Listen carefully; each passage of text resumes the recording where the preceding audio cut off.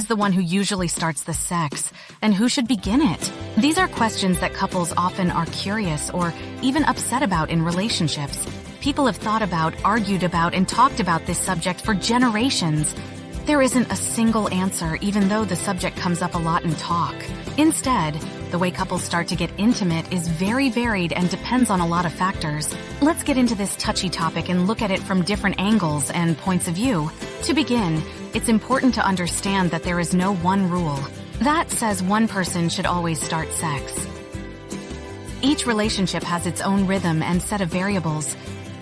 In some relationships, one partner may take the lead in starting intimacy. In others, the two partners may share this responsibility equally or let it happen naturally. When dealing with this part of a relationship, it's very important to understand and accept each other's tastes and levels of comfort.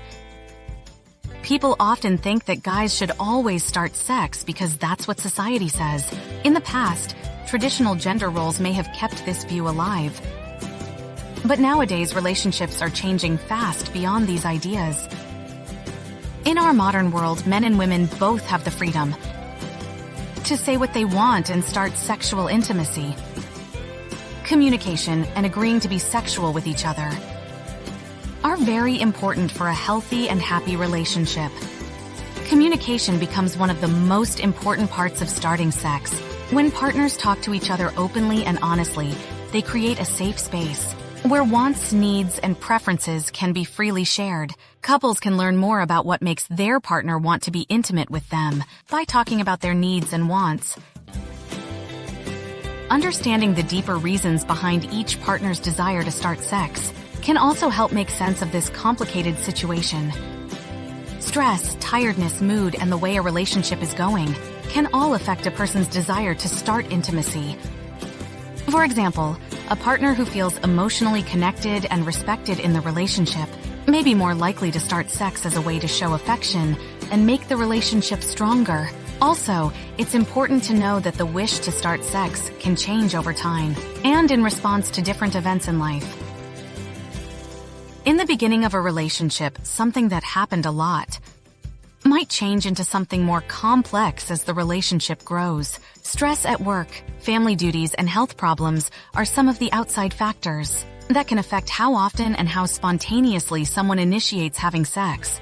Additionally, cultural and social factors can affect how people think and act when it comes to initiating sex.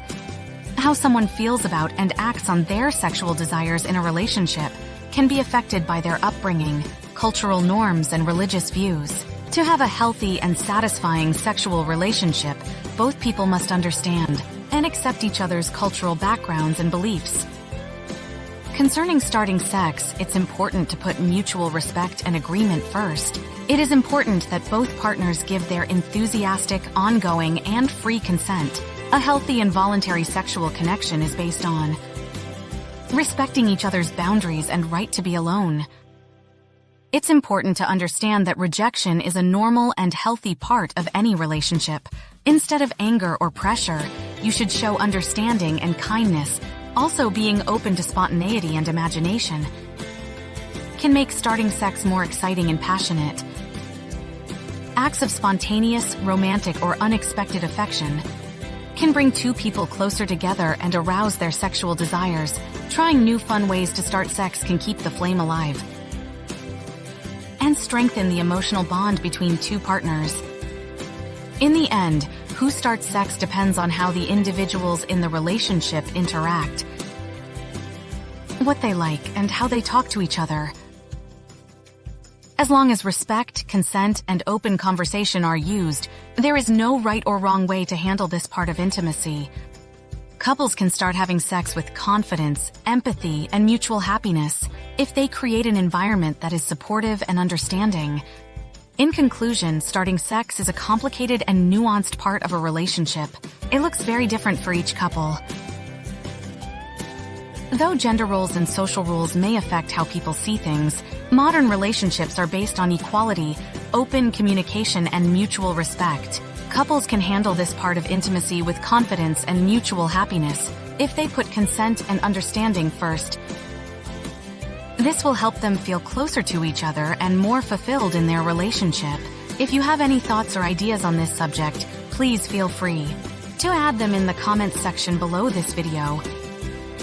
Also, we would really appreciate it if you pressed the like and subscribe buttons. This will help our channel version 2 point of view and give us a chance to make more interesting videos for people like you. Thanks for watching, and we hope to see you soon when our next video comes out.